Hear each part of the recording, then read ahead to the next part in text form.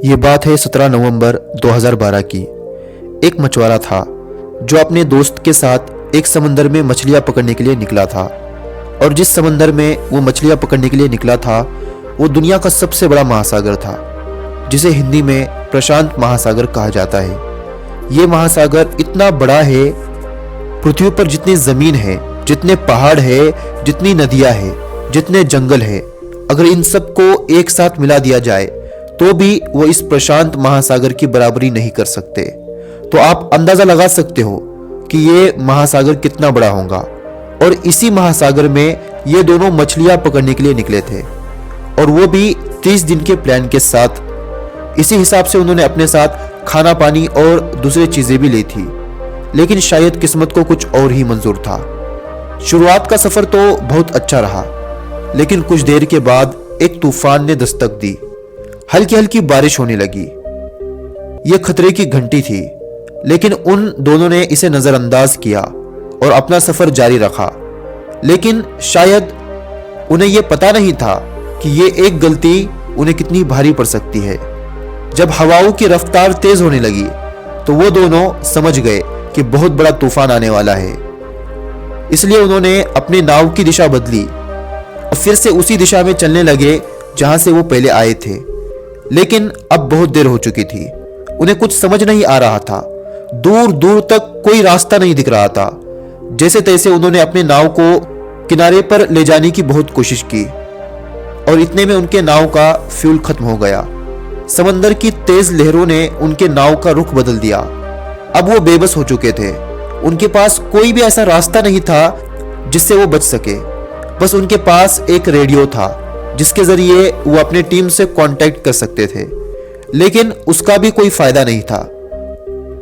और धीरे धीरे उसकी बैटरी खत्म हो गई, और इसके साथ उनकी एक उम्मीद भी खत्म हो गई। अब वो अपनी मंजिल से सैकड़ों किलोमीटर दूर आ चुके थे।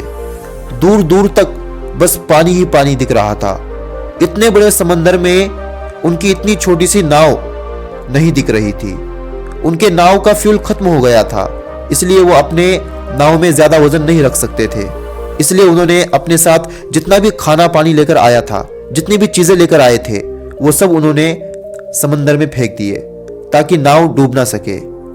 और हालात ने उनसे वो करवाया जो वो सपने में भी नहीं सोच सकते। कई घंटे भूखे प्यासे रहने के बाद उनकी हालत खराब हो रही थी। अब उनके पास खाने पीने के लिए कुछ भी नहीं था।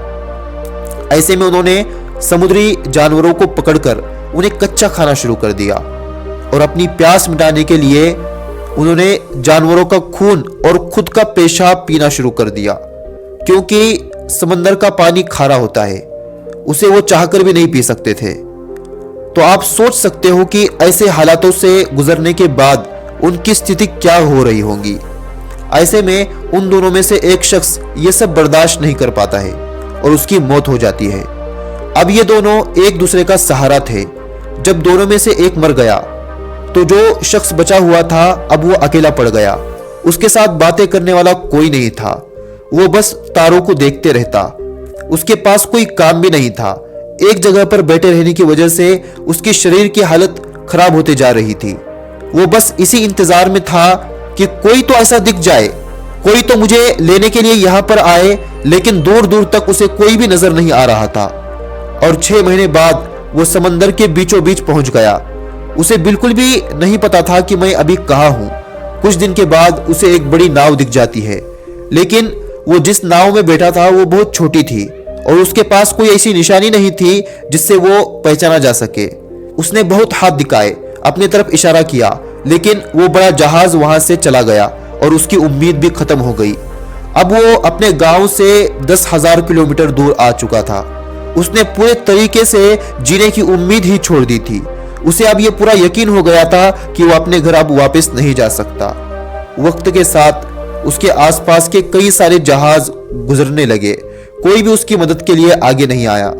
उसके सर के ऊपर से कई सारे एरोप्लेन जाते थे, लेकिन वो बस देखते रहता। वो मरा तो नहीं था, लेकिन उसकी हालत एक जिंदा लाश की तरह थी। उसके अंदर जीने की इच्छा शक्ति ही थी जिसके ऊपर वो जिंदा था। और ऐसे में उसने वर्ल्ड रिकॉर्ड बना दिया था कि 400 दिनों तक बिना किसी सहारे के, बिना मकान के, बिना रोटी के जिंदा रहना। और 438 दिन बाद 30 जनवरी 2014 अब वो दिन आ गया जो उसकी जिंदगी में एक नया सवेरा लेकर आया। उसकी नजर एक आइलैंड पर पड़ी। उसे देखते ही मानो मुर्दे में जान सी आ गई। उसकी खुशी का कोई ठिकाना नहीं रहा। वो आइलैंड उससे 10 से 15 किलोमीटर के दूरी पर था। उसने अपना पूरा जोर लगा दिया उस आइलैंड तक पहुंचने में और आखिर में वो उस आइलैंड तक पहुंच गया। और ये अच्छा हुआ कि उसकी नजर उस आइलैंड पर पड़ी, वरना उसके बाद जो दूसरा आइलैंड था वो लगभग 5000 किलोमीटर दूर था। जैसे तैसे उसने अपने नाव को आइलैंड तक पहुंचाया और 438 दिन बाद पहली बार उसने जमीन पर कदम रखा। लेकिन इतने दिन तक एक जगह पर बैठे रहने की वजह से वो सही से खड़ा नहीं हो पा रहा था। उसकी हालत खराब हो चुकी थी। उसकी आंखों की रोशनी भी कम हो चुकी थी। इसलिए वो रेंगता हुआ आगे चला गया। समुद्र से उसे मानो नफरत सी हो चुकी थी। इसी हालत में वो बेहोश हो गया।